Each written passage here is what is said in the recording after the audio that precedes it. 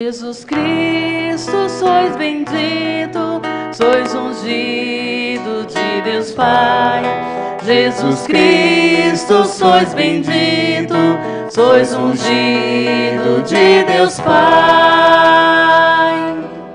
Voltai ao Senhor vosso Deus, Ele é bom, compassivo e clemente. Voltai ao Senhor vosso Deus, Ele é bom, compassivo e clemente. Jesus Cristo, sois bendito, sois ungido de Deus Pai. Jesus Cristo, sois bendito, sois ungido de Deus Pai. O Senhor esteja convosco. Ele está no meio de nós. Proclamação do Evangelho de Jesus Cristo segundo São Lucas.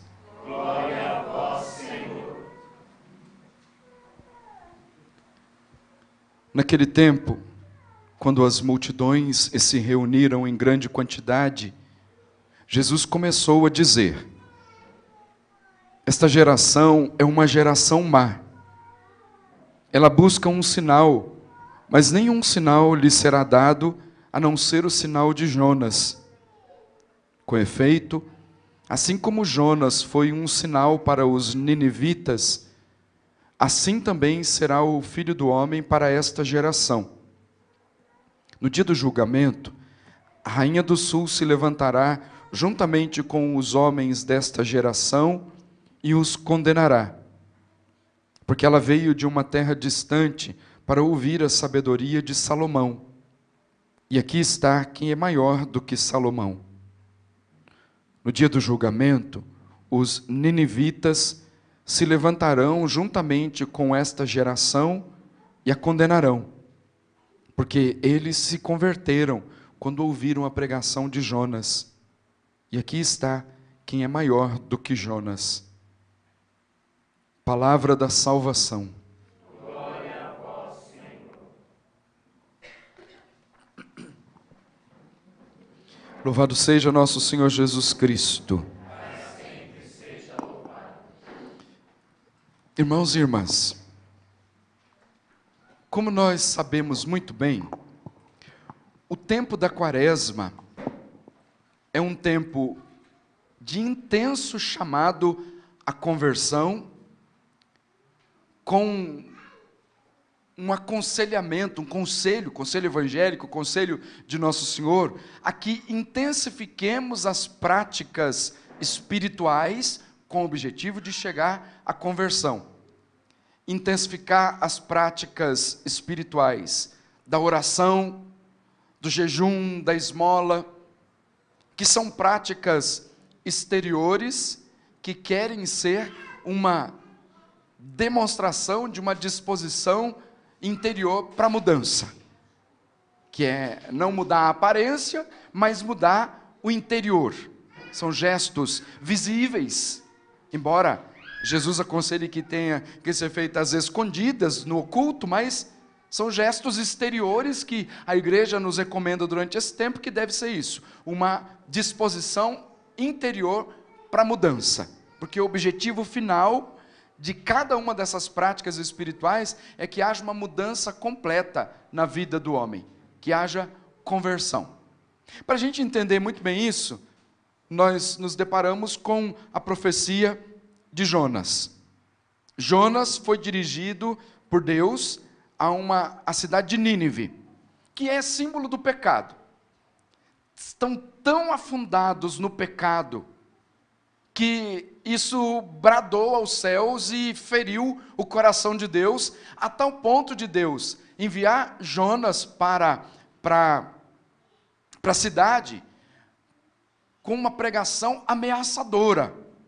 O tom da pregação é esse, é uma ameaça para com esse povo. Primeiro, é símbolo do pecado. Todos estão envolvidos no pecado. Não escapa um. É uma das cidades que é símbolo do pecado na Sagrada Escritura. E diz para Jonas o que ele deve fazer. Em seguida está escrito assim, que Nínive era uma cidade muito grande e eram necessários 3 dias para ser atravessada. Como os números têm sempre um significado muito especial na Sagrada Escritura, esses 3 dias de Jonas, que Jonas tinha para atravessar a cidade, é símbolo de que ele encontra essa cidade morta. A cidade está morta. 3 dias, os 3 dias necessários para atravessar a cidade, é porque a expectativa é que depois do 3º dia, ao 3º dia, haja um reavivamento. Essa cidade reviva. Embora não era muita expectativa do próprio Jonas, não. Jonas queria que a cidade explodisse mesmo, que ela se acabasse. Ficou bravo com Deus depois, quando Deus não destruiu a cidade. Mas era um plano de Deus. Por isso diz, olha, essa cidade é uma cidade muito grande, eram necessários 3 dias para ser atravessada. Quer dizer, a cidade está morta, porque é aquilo que o pecado traz mesmo. O resultado do pecado é sempre a morte, e a morte definitiva, no que diz respeito à vida, ao corpo e também ao espírito. Mas Deus está falando aqui nas entrelinhas. Porque, embora a pregação tenha um tom ameaçador, dizendo que Nínive será destruída, a expectativa do coração de Deus é sempre que haja uma acolhida por parte do pecador, da palavra que vai ser anunciada, e a partir disso aconteça a ressurreição.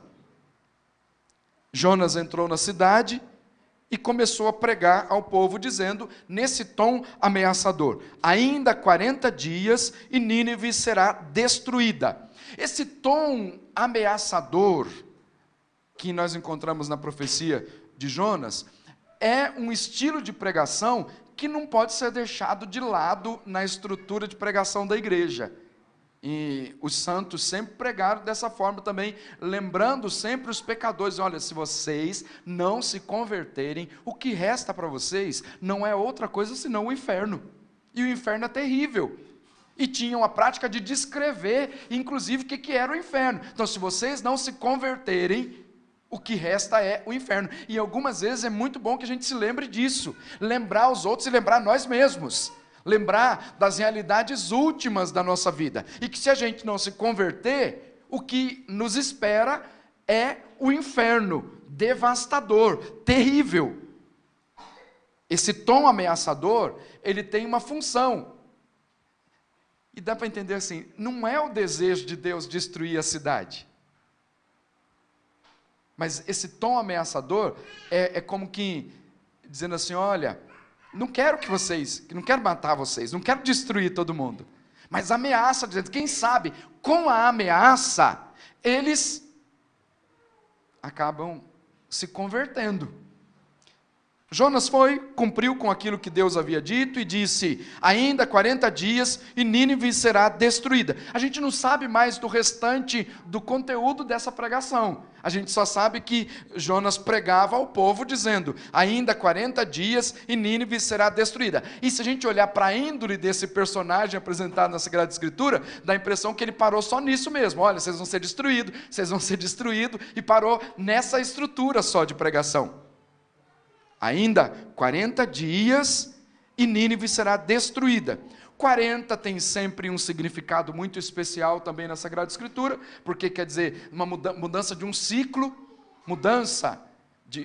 começa uma nova etapa, 40 dias no deserto, os 40 dias aqui, que foi o tom ameaçador para que o povo de Nínive se convertesse, e sempre é mudança de época, mudança de estrutura de vida, um novo ciclo começa após os 40. Mas, mesmo não sabendo o conteúdo explícito aqui da pregação de Jonas, o versículo 5 diz assim, os ninivitas acreditaram em Deus. Quer dizer, Jonas, propriamente, não estava muito disposto a fazer aquela pregação inflamada a tal ponto de que o povo se convertesse. Depois ele briga com Deus por causa disso. No entanto, quem estava falando por meio de Jonas não eram os seus interesses pessoais, era a voz de Deus, era Deus que estava falando. E o resultado foi que o povo acreditou em Deus. E esse é o primeiro ponto fundamental para o período quaresmal. Não existe possibilidade alguma de conversão verdadeira sem que a palavra de Deus tome conta do nosso coração. A palavra de Deus precisa penetrar o coração, tomar conta da vida, plasmar todo o nosso ser. Com palavra humana não há conversão. É a incidência da palavra de Deus na nossa vida que promove a verdadeira conversão. É um convencimento que se dá, não por meio do grito, nem da força da palavra humana, mas por meio da palavra de Deus.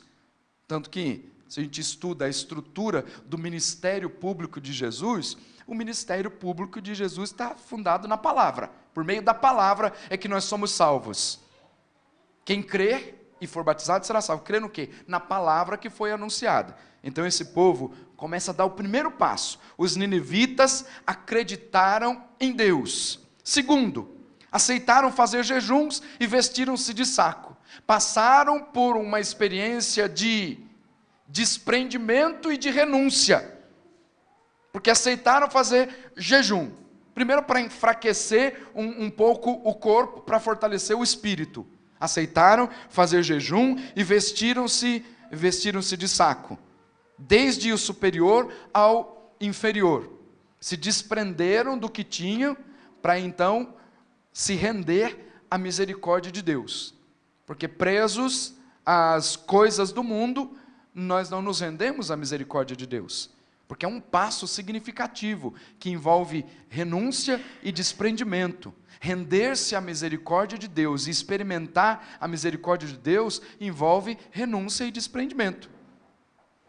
É a experiência que o sacerdote vive no confessionário. As pessoas às vezes estão tomadas de um orgulho tão grande que não conseguem fazer uma experiência com a misericórdia de Deus, embora estejam ali no confessionário. E vocês podem achar até estranho, mas eu mando muita gente embora sem dar absolvição. Mando embora. Porque a pessoa vem tomada de um orgulho tão grande, e eu faço só a pergunta assim, mas você está arrependido dos pecados? A pessoa diz não. Então, faz o seguinte, você volta para a tua casa, o dia que você estiver arrependido, você volta aqui. Mas padre, é a quaresma. A quaresma é para quem está arrependido. Mas é para quem está arrependido. Você está entendendo o que eu estou dizendo? Se não está arrependido, não tem como experimentar a misericórdia de Deus. Então é preciso se quebrar, ser quebrado totalmente, passar por um desprendimento, por uma renúncia, para então experimentar a misericórdia de Deus. Sem isso não é possível. A pessoa precisa entender quem ela é, entender as suas misérias. Porque se ela diz assim, eu quero o perdão, mas não estou arrependido, então quer ficar na lama. Então como é que você consegue se lavar e ficar limpo se você está ainda afundado lá na lama? Não tem como. É preciso sair da lama. Sair, tomei a iniciativa, não estou mais na lama, então vamos agora tomar banho. Aí você vai ficar limpo. Mas dentro do chiqueiro, você joga água, o porco fica sujo do mesmo jeito. Mas por mais que você queira lavar o porco lá dentro do chiqueiro, ele vai chafurdar na lama depois novamente. Então é preciso tomar a iniciativa de sair da lama. Depois, sujo mesmo, vai para a presença de Deus. Aí faz a experiência da misericórdia. Mas sem isso, não é possível. É preciso então se desprender. E às vezes é preciso se desprender da sujeira mesmo. Porque às vezes a sujeira tem tanto valor para a vida das pessoas, o pecado tem tanto valor, o ódio, o rancor, a mágoa e tantas outras categorias de pecado tem tanto valor para a vida da pessoa que ela não quer se desprender. Parece que faz bem para a vida da pessoa. Humanamente falando, eles entendem que faz bem. Só que está danificando completamente o espírito, está danificando a alma e está levando a pessoa para o abismo definitivo. Então é preciso se desprender, inclusive, das coisas ruins, porque tem gente que acha que desprendimento é só assim, não, eu tenho aquela roupa muito bonita, tenho aquelas coisas boas que eu preciso me desprender. No processo de conversão é preciso se desprender das coisas ruins, que nós achamos que são boas, é preciso se desprender. Se não tiver essa renúncia e esse desprendimento, não é possível se converter. Os ninivitas, primeiro, acreditaram em Deus, quer dizer, a palavra encontrou lugar no coração deles. Segundo, aceitaram fazer jejum, que foi o passo seguinte, resultante da palavra de Deus que encontrou lugar no coração deles. Vestiram-se de saco, um caminho de desprendimento. Quer dizer, se desprenderam dos valores que tinham para então passar por esse processo de conversão. A pregação chegou aos ouvidos do rei de Nínive. Ele se levantou do trono, desprendimento. Pôs de lado o manto real, outra característica de desprendimento. Vestiu-se de saco e sentou-se em cima de cinza. Veja, um processo de uma renúncia de todas as seguranças. E algumas coisas como símbolo até do pecado que envolvia esse povo. E em seguida, ele fez a seguinte proclamação, dizendo que todos deviam fazer jejum, deviam fazer penitência e tinham que rezar. Veja o processo. Primeiro a palavra de Deus encontra lugar. Os ninivitas acreditam em Deus, a pregação chega no rei, o rei também acredita em Deus, aceita fazer jejum, ele decreta que todos têm que fazer jejum. E depois ainda diz assim, e os homens rezarão a Deus com força. Quer dizer, intensificando a oração, intensificando a comunhão com Deus. E em seguida diz, cada um deve afastar-se do mau caminho e de suas práticas perversas. Está vendo que é só renúncia? É só deixando de lado as coisas. Deus, e aqui está uma palavra bonita da parte do rei, Deus talvez volte atrás. Ele sabia da condição que eles estavam. Nós somos tão pecadores, que nós não merecemos nem que Deus olhe para nós. Nós vamos fazer tudo isso, mas ainda nós não estamos com certeza de que vai acontecer uma mudança aqui, de que essa ameaça vai ser retirada de nós. Ele diz assim, talvez Deus volte atrás para perdoar-nos e aplacar sua ira, e assim não venhamos a perecer. Mas Deus não despreza um coração arrependido. Não despreza. O que comove o coração de Deus, o que desmancha o coração de Deus, é um coração arrependido.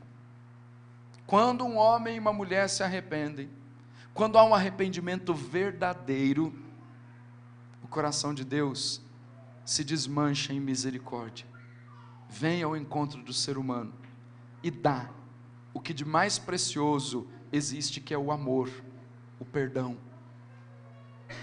Se a gente quer então alegrar o coração de Deus, um meio eficaz para alegrar o coração de Deus é por meio do arrependimento. Deus se alegra com um coração arrependido. Aliás, as parábolas de misericórdia narradas por São Lucas no capítulo 15 do seu evangelho deixam claro isso. A festa no céu quando um só pecador se converte. Um só. Agora imagina uma cidade inteira se convertendo, porque o decreto foi esse, devem fazer jejum, acreditar em Deus, fazer jejum, mortificação, penitência, renúncia, se desprender, rezar com mais força, afastar-se do mau caminho. Talvez Deus volte atrás e nos perdoe. E o versículo 10 termina dizendo assim, vendo Deus as suas obras de conversão, e que os ninivitas se afastavam do mau caminho, compadeceu-se e suspendeu o mal que tinha ameaçado fazer-lhes, e não o fez. Porque teve arrependimento. Está vendo que todas as práticas espirituais que nós somos chamados a intensificar durante o tempo da quaresma, elas aparecem aqui. Aparecem. Primeiro, a adesão incondicional à palavra que é pregada, que é numa resposta de fé. Acreditaram em Deus. Segundo, aceitaram fazer jejum. Jejum é uma prática espiritual que não é só para o tempo da quaresma, não. Tem gente que acha assim, jejum na igreja só se faz durante o período quaresmal. Jejum é uma prática espiritual para todos os tempos. Faz parte, inclusive, da estrutura de vida espiritual do dia a dia. Alguma mortificação, algum jejum, alguma penitência. Os dias da semana, a sexta-feira, sobretudo, destinado à abstinência de carne, que não caiu de moda. Que tem gente que diz assim, não, isso aqui é do período antigo, agora não precisa mais. Não caiu de moda. É bom fazer penitência, é bom fazer jejum. Faz bem para a alma.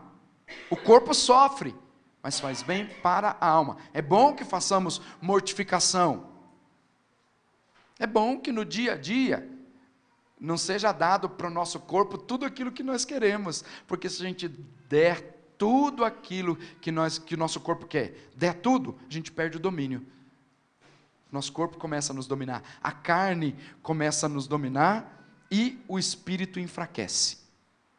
Se a gente der lugar à carne, der lugar às nossas paixões, aos nossos desejos, e São Leão Magno trata muito bem disso nos sermões para a Quaresma, ele trata muito bem disso, porque olha, se der ao corpo tudo aquilo que ele quer, o espírito será perdedor, e será uma vergonha no final. Mas, se nós formos capazes de mortificar o corpo, o que é mortificar o corpo? Levanta da mesa com fome ainda. Quer tomar 3 xícaras de café? Toma 2. Quer comer 5 pãozinhos de manhã? Come um só. Passa um pouquinho de fome. É não dar ao corpo tudo aquilo que o corpo quer. É fazer uma mortificação.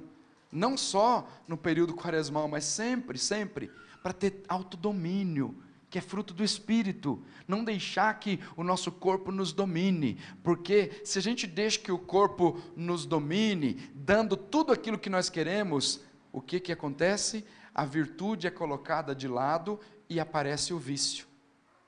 Fica viciado. O vício é resultado de um desejo desordenado. Tanto que as pessoas dizem, não consigo largar, não consigo. É porque está viciado. O vício é uma prática desordenada das coisas, que às vezes começou assim, não porque a pessoa começou uma prática muito grande de uma determinada coisa, que ela ficou viciada naquilo, não, mas porque começou com coisas pequenas. Ela tem vontade de alguma coisa, então eu preciso satisfazer a minha vontade. E às vezes não satisfaz a vontade assim, com uma coisinha, não, precisa de muita coisa, tem que satisfazer a minha vontade. Então vai satisfazendo a tua vontade, até que o teu corpo esteja cada vez mais viciado, e é nas pequenas coisas. E aí quando você começa a perceber, você já está viciado em grandes coisas, tem um monte de vícios, e aí precisa passar por um caminho de desprendimento, deixando a palavra de Deus convencer, passar por um caminho de desprendimento, aceitando fazer jejum, desprendendo-se das coisas todas, porque às vezes a gente fala assim, é só uma coisinha, é pequenininho, mas você está perdendo o domínio do teu corpo, está cedendo às paixões desordenadas, e quando nós cedemos às paixões desordenadas, a carne vence, e o espírito é enfraquecido e é envergonhado no final. Agora, se você quer vencer a carne, é preciso domar o corpo. Se você quer fazer o espírito vencedor, é preciso domar aqui. Aliás, na luta interior, os santos sempre apresentaram nós mesmos como sendo os nossos primeiros inimigos a serem vencidos. Apresento sempre nessa estrutura: o eu, o homem, o pecado e o diabo. Não apresenta o contrário. O diabo, o pecado e eu, não. Primeiro o grande inimigo, nós mesmos. Vencer a nós mesmos. Vencer as nossas paixões desordenadas. Para então, fortalecer o espírito e ser, então, vencedor. Vencedor no espírito. Mas depois ele continua ainda dizendo, é preciso, e aqui insiste na questão da renúncia, que quando diz assim, olha, o rei se levantou do trono, que já foi uma grande renúncia, pôs de lado o manto real, vestiu-se de saco, sentou-se em cima de cinza. Quer dizer, não existe conversão sem renúncia. Se não tiver renúncia, ou se diz que renúncia, depois vai catando tudo de volta e traz de volta para o corpo, para a árvore e os galhos ruins que foram podados, então não é renúncia verdadeira.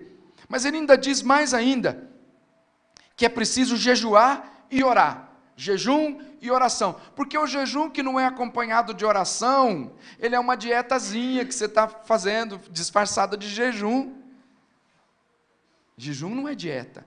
Jejum tem que ser acompanhado de um propósito, acompanhado de oração. E em seguida diz assim, e os homens rezarão a Deus com força. Quer dizer, reza mais, intensifica a oração, coloca mais aí o teu pensamento em Deus.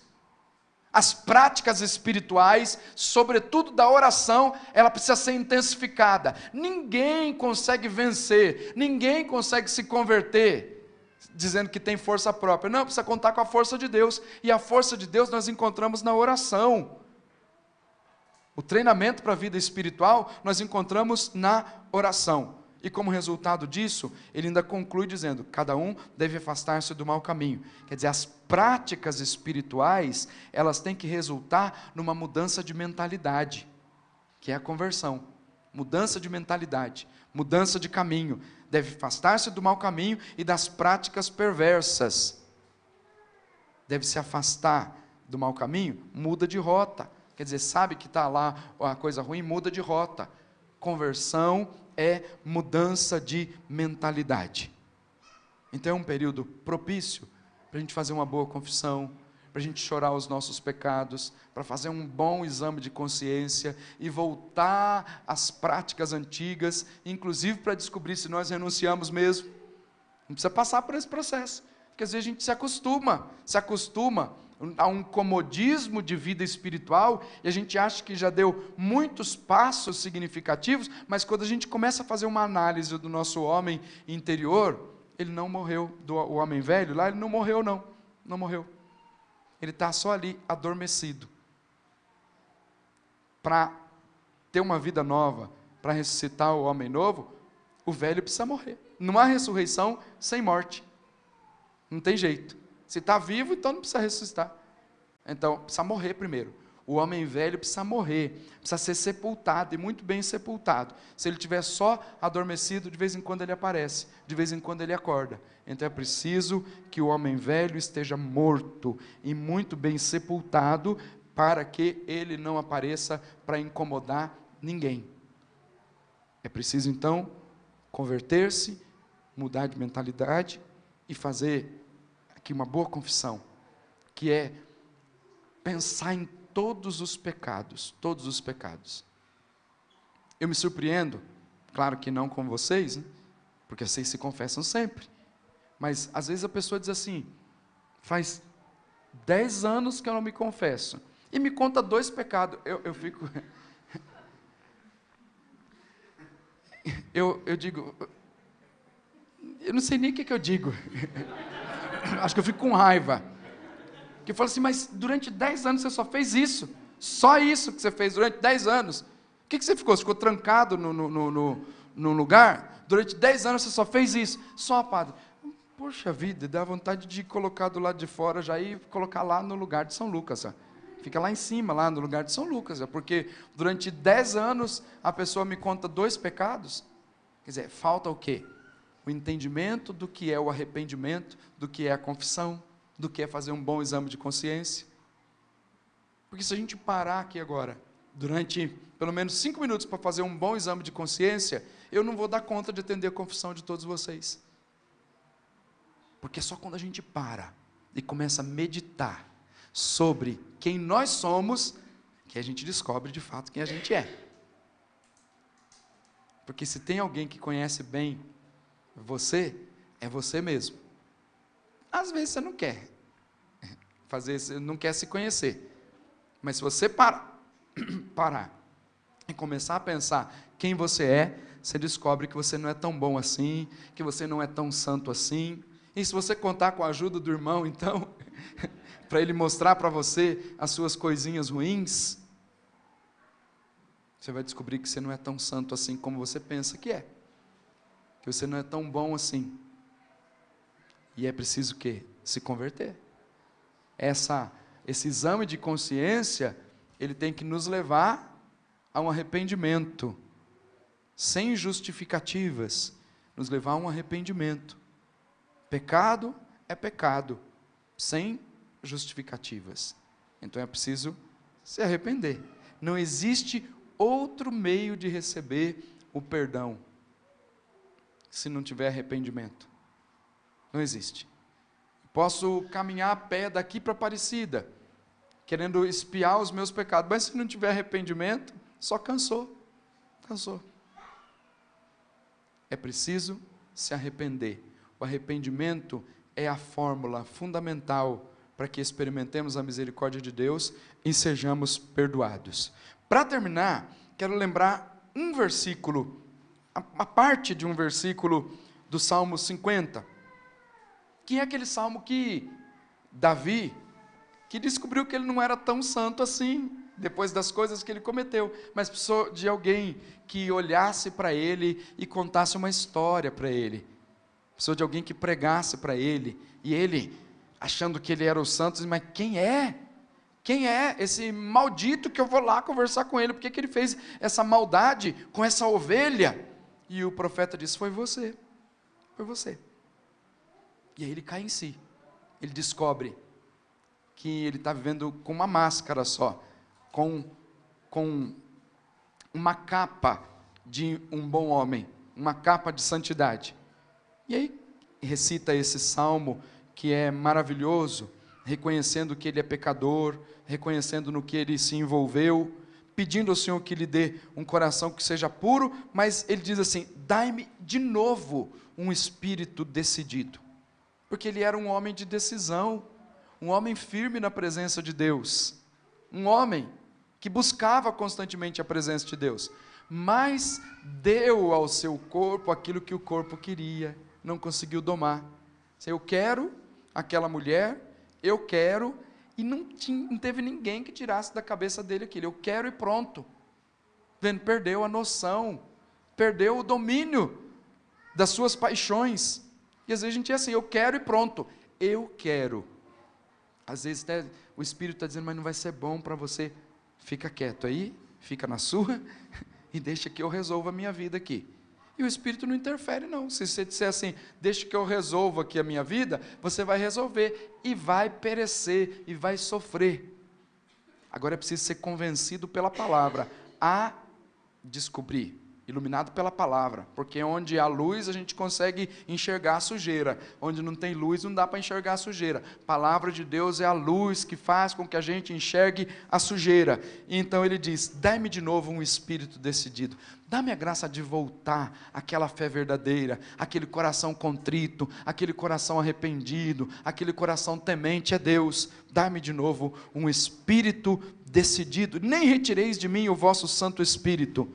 E reconhece que o que agrada a Deus é um coração arrependido.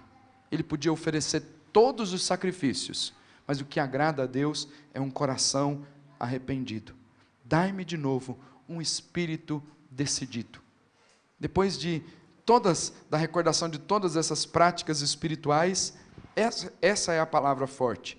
Dai-me de novo um espírito decidido. É como que se dissesse assim, tal como diz lá no livro do Apocalipse, lembra de onde você caiu? Volta lá. Lá onde você caiu, limpa a sujeira toda, se levanta e toma rumo na tua vida, vai para frente. Dá-me de novo um espírito decidido.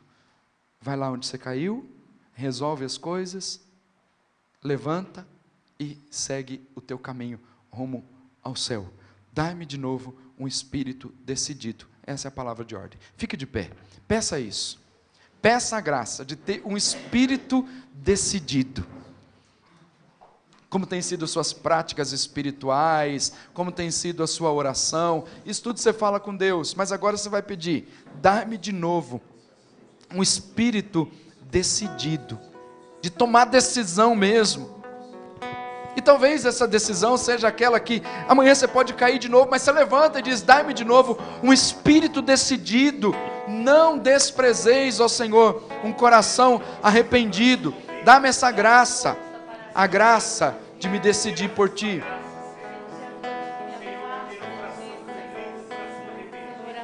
Senhor, nós te pedimos, tem de piedade de nós, tem misericórdia de nós, lava-nos na imensidão do vosso amor, purifica-nos Lava-nos de todo o pecado, apaga completamente a nossa culpa, dando-nos um espírito verdadeiro de arrependimento. Recupera, Senhor, a nossa alma. Age poderosamente aqui no nosso coração. Senhor, nós te pedimos, dá-nos, Senhor, a mesma comoção interior que o Senhor deu para esse povo de Nínive. Dá, Senhor, um coração arrependido.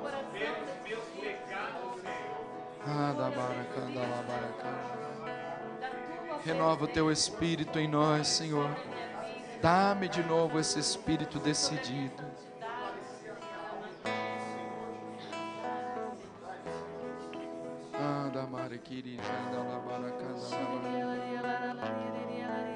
Dá-nos um espírito decidido, Senhor.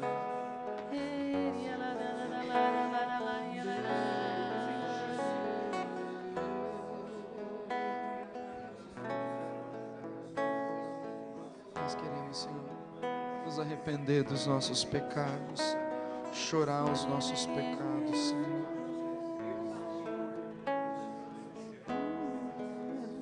Chorar, Senhor.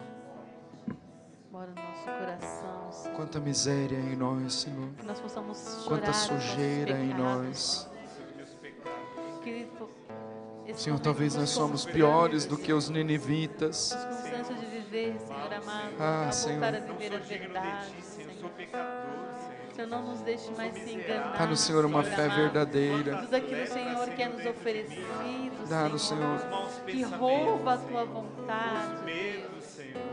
Dai-nos um coração novo, Senhor. Um coração, Senhor amado, que sente horror ao pecado, Senhor. Senhor, nesta noite, entra nos corações e dai-nos um coração decidido, Senhor. Que todo desejo desordenado nesta noite, Senhor, seja rompido no meio de nós, Senhor. Seja aniquilado, Senhor amado. Seja jogado, Senhor, às trevas, Senhor. Que fique por lá, Senhor.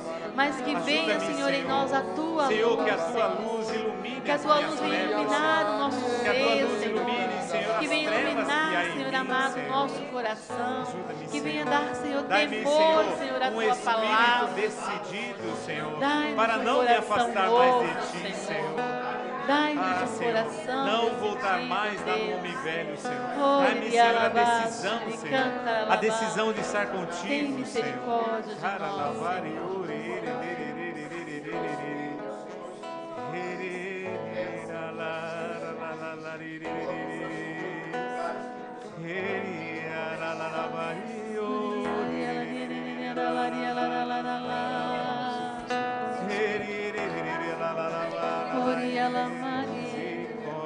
Tem misericórdia de nós. Tem misericórdia de Piedade, nós, Senhor. Todos os exageros que ainda há em mim, Senhor. Tudo aquilo que tem rompido, Senhor, a tua vontade na minha vida.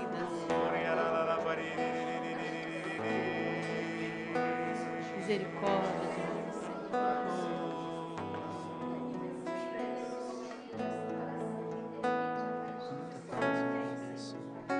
Ó Pai, dá-me um puro Coração e renova o teu espírito em mim. Ó Pai, dá-me um puro coração e renova o teu espírito em mim. Não me deixes ir para longe de ti. Conserva o teu espírito em mim.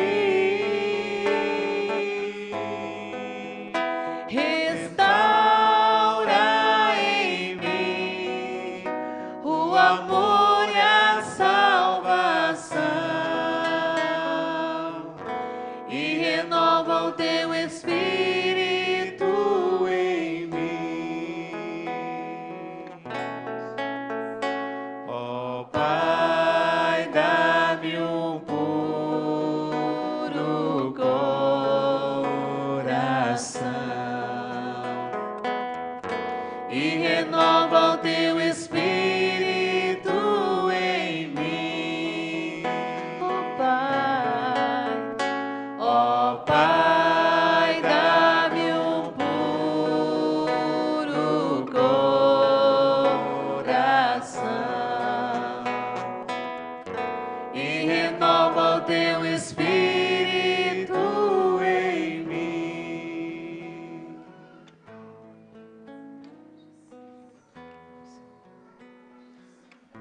coração puro, Senhor.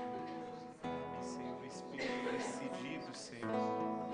Não deixe ir para longe de Ti, Senhor. Senhor, Dai-me amado um Deus. Espírito decidido nesta noite, Senhor. Que nós possamos lembrar do inferno, Decida, Senhor. Senhor. Ter Eu quero horror ao decidir por inferno, Ti, Senhor Senhor. amado. Ter Ah, temor, Jesus. Senhor, de Senhor, perder a decidi nossa para me coroa, Senhor. converter, Senhor. Senhor, Não derrama voltar nos ao nossos pecado, corações Senhor. nesta Dá-me, noite, Senhor, essa decisão, todo Senhor. constrangimento, Senhor Dá-me um amado. espírito Tudo aquilo que nos decidido, rouba, Senhor. Senhor, a tua presença, Senhor. Como eu Renova em preciso do nós o teu Espírito Espírito, Santo, Senhor. Dá, Senhor amado, um coração, Senhor, que entenda, Senhor amado, coração o conforme que é, o teu, Senhor amado, Senhor. ficar Coração sem que a sabe graça, amar, Senhor. Um coração que se Tem humilha misericórdia. diante da tua presença, Senhor. Tem piedade, Senhor. Dai-nos, Senhor, um espírito contrito, Senhor. Um coração contrito na tua presença, ó Pai. Não me deixes ir para longe de ti, Senhor. Porque sem ti eu não posso, Senhor. Restaura-me, Senhor. Ajuda-me, Senhor. Me faz caminhar, Senhor, na tua presença, com um coração puro, Senhor. Obrigado, Jesus. Obrigado, Senhor. Muito obrigado por nos dar a graça de reconstruir a nossa vida, Senhor. Muito obrigado. Muito obrigado. Glória ao Pai, ao Filho e ao Espírito Santo.